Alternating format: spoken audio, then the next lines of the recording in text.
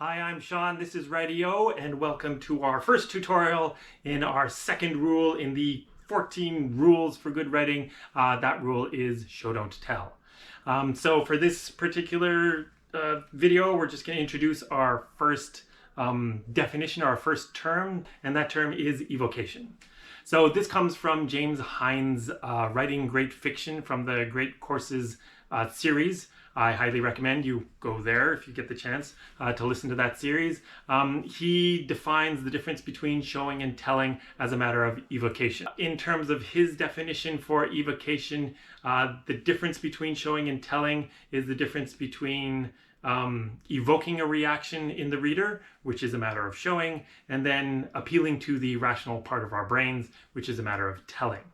What does this mean? Well, let's go back to that picture that we used for the warm-up exercise at the top of this course, and we're going to tell a little story about this. All right, so here we go. Once upon a time, there was a brick house tucked in among other brick houses. Its two front windows under a gabled roof sat closely together, giving the humble home the look of a man whose head was too big for his face. How was that? Did that evoke a reaction in you? Maybe. Did it compel you to want to read more?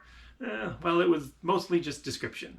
So let's try this again. Let's try to do a little bit more showing in this one. Here we go. Here is the house where 7 people were killed. They were young and old, men and women, rich and poor.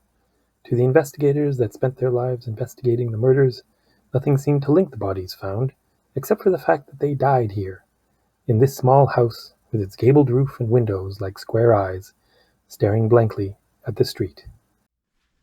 Was that a little better? Hopefully. Hopefully it drew you in a little bit more, compelled you to want to read. And this is what we're trying to do in terms of evocation, try to evoke a reaction out of you.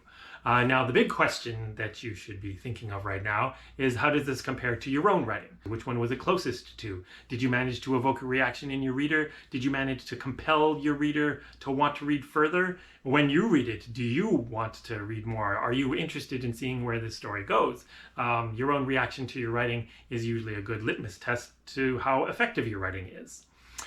So these are the questions that we're going to be trying to deal with. We're going to unpack, we're going to unravel through the course of this next series of tutorials.